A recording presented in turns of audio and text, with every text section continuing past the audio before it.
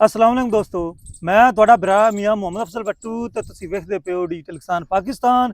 किसान वीर भराओ, बिलार्स ट्रैक्टर छोटा किसानां वास्ते एक ख्वाब बन गया सी ते हुण जनाब टाइम आ गया है ख्वाब दे पूरे होण दा। ये ख्वाब जनाब पूरा करदा पिया है UBL यूनाइटेड बैंक लिमिटेड ते शहजाद ट्रेड लिंक वाले दोस्त जिहड़े किसान वीर भरावां नूं स्पैशली ट्रैक्टर दे रहे हैं जनाब किस्तां ते, वो भी 9.5% ते। इहदे बारे में अपने वीर भरावां नूं दस्सांगा, पूरी तफसील देवांगा भी ये ट्रैक्टर छोटे किसानों को किस तरीके मिल सकता है। साडे नाल किसान भाई मौजूद ने मियाँ इजाज़त भट्टू साहब, 15-16 साल तो वो बिलार्स ट्रैक्टर चलाते पे ने ते उन्हां कोल पुछने हैं पाकिस्तान दे विच बाकी अदर कंपनियां तो बिलार्स ट्रैक्टर जिहड़ा है ये किहड़ियां ज़्यादा खूबियां हैगियां ने, ये उन्होंने क्यों पसंद है भी वो बिलार्स ट्रैक्टर ही चलाते पे ने। आओ चलिए गल करिए ते फिर मैं अपने वीर भरावां नूं उन्हां दा ख्वाब जिहड़ा उन्हां दा हाली तक नहीं पूरा होया वो किस तरीके पूरा होगा ते किस तरह का ट्रैक्टर किवें मिलेगा वो दसांगे। ते आओ चलिए गल करिए। अस्सलाम वालेकुम भाईजान, की हाल चाल ने? भैया ठीक है। ये दसो 16 साल हो गए ने, 2009 मॉडल है ट्रैक्टर अपना ते साढ़े किसान भरावां नूं दसो ਇਹਦੇ 'ਚ ਕੀ खूबियां ने, ਤੁਹਾਨੂੰ ਕੀ पसंद आया है? ਇਹ ਟਰੈਕਟਰ ਚੰਗਾ ਹੈ, ਤੇਲ ਦਾ ਖਰਚਾ ਘੱਟ ਹੈ, ਇਹਦੀ ਜਿਹੜੀ ਬੰਨ ਟੁੱਟ ਹੈ, ਸਪੇਅਰ ਪਾਰਟ ਉਹ ਸਸਤਾ ਹੈ ਤੇ ਨਾਲੇ ਸਪੇਅਰ ਪਾਰਟ ਸਸਤੇ ਦੇ ਬਜਾਏ ਵੀ ਇਹ ਥੋੜਾ ਖਰਾਬ ਘੱਟ ਹੁੰਦਾ ਹੈ। ਖਰਾਬ ਘੱਟ ਹੁੰਦਾ ਹੈ ਖਰਾਬ ਘੱਟ ਹੁੰਦਾ ਤੇ ਡੀਜ਼ਲ ਜਿਹੜਾ ਹੱਲ ਹੈ ਜਾਂ ਆਪਾਂ ਡਿਸਕਾਂ ਇਸਤੇਮਾਲ ਕਰਨੇ ਆ, ਕਿੰਨਾ ਕੁ ਖਰਚਾ ਹੈਗਾ ਆਮ ਟਰੈਕਟਰਾਂ ਨਾਲ ਜਿਹੜੇ ਆਪਣੇ ਮੁਲਕੀ ਟਰੈਕਟਰ ਹੈਗੇ ਨੇ? 2.5 ਤੋਂ 3 ਲੀਟਰ ਚੰਗੇ ਹਲ ਵਾਈਏ ਤੇ ਪੀ ਜਾਂਦਾ ਹੈ। ਅੱਛਾ, ਦੂਸਰੇ ਕੰਪਨੀ ਦੇ ਟਰੈਕਟਰ ਨਾਲੋਂ ਘੱਟ ਤੇਲ ਪੀਂਦਾ ਹੈ? ਤੇਲ ਪੀਂਦਾ ਘੱਟ ਪੀਂਦਾ ਹੈ। ਤੇ ਟਰਾਲੇ ਤੇ ਕਿਹਦਾ ਚੱਲਦਾ ਹੈ? ਟਰਾਲੇ ਦਾ ਇਹਦਾ ਜੋੜ ਹੀ ਕੋਈ ਨਹੀਂ, ਟਰੈਕਟਰ ਦਾ ਟਰਾਲੇ ਦਾ ਤਾਂ ਜੋੜ ਹੀ ਕੋਈ ਨਹੀਂ। ਟਰਾਲੇ ਦਾ ਬੜਾ ਜ਼ੋਰ ਲਾਉਂਦਾ। ਇਹ ਹੁਣ 9 ਮਾਡਲ ਹੈ ਤੇ 16 ਸਾਲਾਂ ਦੇ ਵਿੱਚ ਕਿੰਨੇ ਰਕਬੇ ਤੇ ਚੱਲਦਾ ਪਿਆ ਹੈ? ਇਹ ਚੱਲਦਾ ਪਿਆ 40-45 ਰੁਪਏ 45 ਕਿੱਲੇ ਤੇ ਚੱਲਦਾ ਪਿਆ ਹੈ। ਸਪੇਅਰ ਪਾਰਟ ਵੀ ਸਸਤਾ ਹੈ ਤੇ ਕਮਾਲ ਟਰੈਕਟਰ ਹੈ ਜ਼ਿਮੀਂਦਾਰੇ ਦੇ ਵਿੱਚ। ਟਰਾਲੇ ਤੇ ਹਲਾਂ ਤੇ ਡਿਸਕਾਂ ਤੇ ਇਹਦੇ ਨਾਲ ਦੂਜੇ ਟਰੈਕਟਰਾਂ ਨਾਲ ਇਹਦਾ ਮੁਕਾਬਲਾ ਕੋਈ ਨਹੀਂ।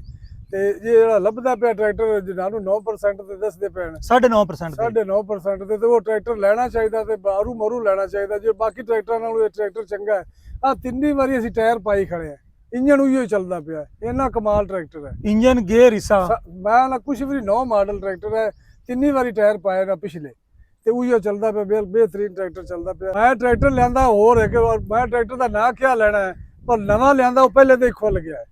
ਬਈ ਉਹਦੀ ਕੋਈ ਮਿਸਤਰੀ ਸੱਦਣਾ ਪਿਆ, ਉਹਦੇ ਸਾਰੇ ਕੋ ਅੱਗੇ ਪਿੱਛੇ ਕਰ ਤੇ ਖੋਲ ਤੇ ਇਹ ਟਰੈਕਟਰ ਜਿਹੜਾ ਹੈ ਇਹ ਬਿਲਕੁਲ ਠੀਕ ਹੈ, ਸਹੀ ਚੱਲਦਾ ਪਿਆ। 12-14 ਸਾਲ ਹੋਏ ਖੰਡੇ ਟਰੈਕਟਰ, ਅਸੀਂ ਕੋਈ ਖਰਚਾ ਇੰਨਾ ਨਹੀਂ, ਕੋਈ ਸਪੇਅਰ ਵਾਈਜ਼ ਰੋਜ਼ ਜਾਂ ਟੁਰ ਪਈਏ ਵਰਕਸ਼ਾਪ ਤੇ ਕੋਈ ਨਹੀਂ, ਚੰਗਾ ਟਰੈਕਟਰ ਹੈ। ਅੱਛਾ, ਇਹ ਮੈਨੂੰ ਦੱਸੋ ਵੀ ਹੱਲ ਡਿਸਕਾਂ ਆਪਾਂ ਫੇਰਨੇ ਆ, ਇਹਦਾ ਡੀਜ਼ਲ ਦਾ ਖਰਚੇ ਦੀ ਕੀ ਪੋਜੀਸ਼ਨ ਹੈ ਅਦਰ ਕੰਪਨੀ ਨਾਲ? ਕਿੰਨਾ ਕੁ ਡੀਜ਼ਲ ਹੈ? ਘੱਟ ਪੀਂਦਾ ਹੈ? ਬਾਕੀ ਦੇ ਟਰੈਕਟਰਾਂ ਨਾਲੋਂ ਘੱਟ ਪੀਂਦਾ। ਹੱਲਾਂ ਤੇ 3 ਲੀਟਰ ਪੀ ਜਾਂਦਾ ਹੈ, ਡਿਸਕਾਂ ਤੇ 3.5-4 ਵੀ ਪੀ ਜਾਂਦਾ। ਜ਼ਮੀਨ ਥੋੜੀ ਸਿੰਨੀ ਸੁੰਨੀ ਹੋਵੇ, ਸੁੱਕੀ ਹੋਵੇ ਤਾਂ 3.5 ਲੀਟਰ ਵੀ ਪੀਂਦਾ।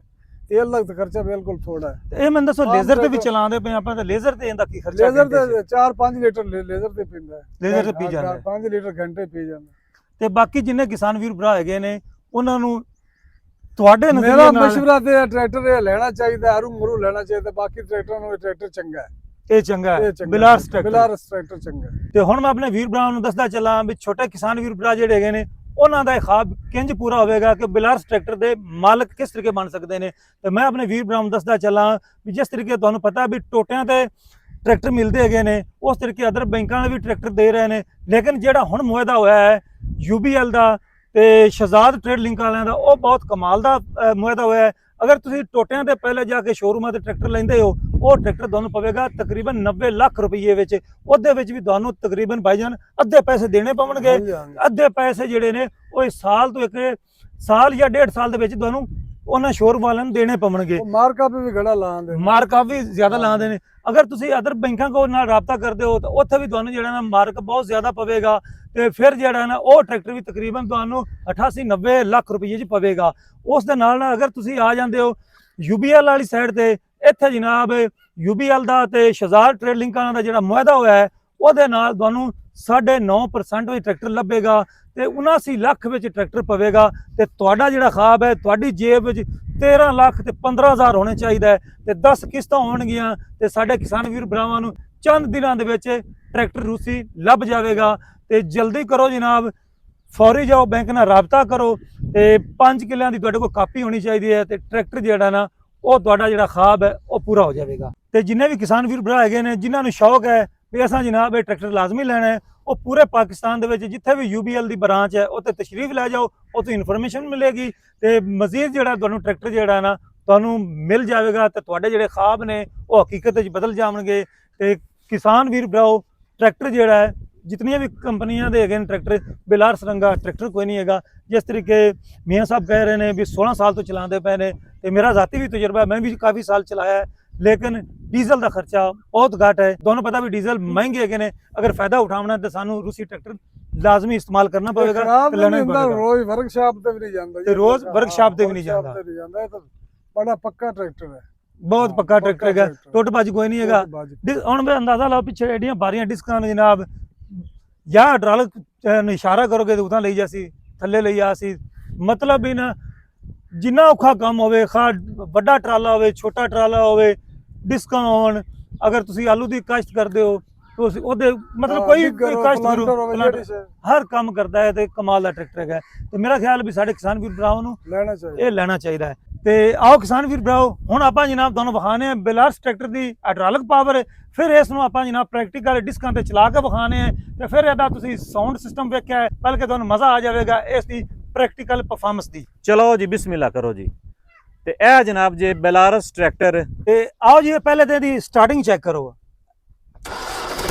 ਵਾਹ ਵਾਹ ਵਾਹ ਵਾਹ ਵਾਹ।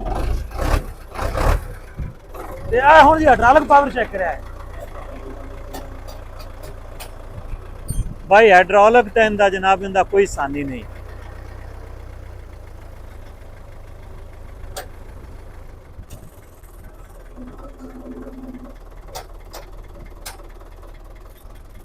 ਜ਼ਰਾ ਲਿਆਓ ਡਿਸਕਾਂ ਜੀ ਦੇ ਕੈਮਰਾ। ਕੜਾਕੇ ਕੱਢਦਾ ਪਿਆ ਹੈ। ਹਾਂਜੀ ਤੇ ਕਿਸਾਨ ਵੀਰ ਭਰਾ, ਸਲੋ ਟਰੈਕਟਰ ਹੈਗਾ ਜੀ, ਸਲੋ।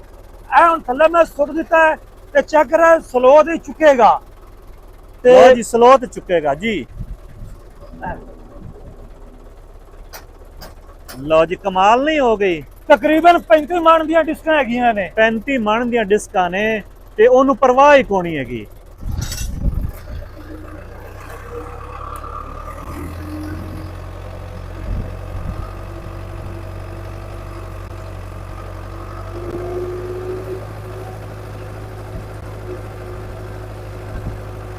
ਤੇ ਕਿਸੇ ਕਿਸਮ ਦਾ ਨਾ ਕੋਈ ਲੋਡ ਨਾ ਕੋਈ ਧੂਆਂ, ਕੋਈ ਪਰੇਸ਼ਾਨੀ ਨਹੀਂ।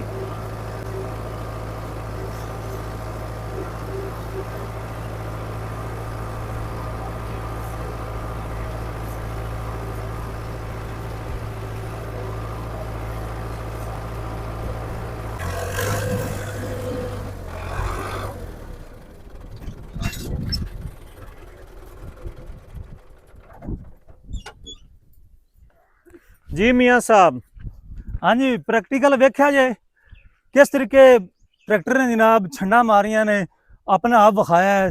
ते अपना अगर तुसी ख्वाब सच करना है तो बिलार्स ट्रैक्टर जरूर खरीदो। ते एदा जनाब पाकिस्तान विच पूरी दुनिया च कोई जोड़ नहीं। ते किसान वीर भराओ अपना ख्याल रखो। ते मैनूं दो इजाजत, तुहाडा भरा मियाँ मोहम्मद अफजल भट्टू। अल्लाह हाफिज। पाकिस्तान जिंदाबाद। जिंदाबाद।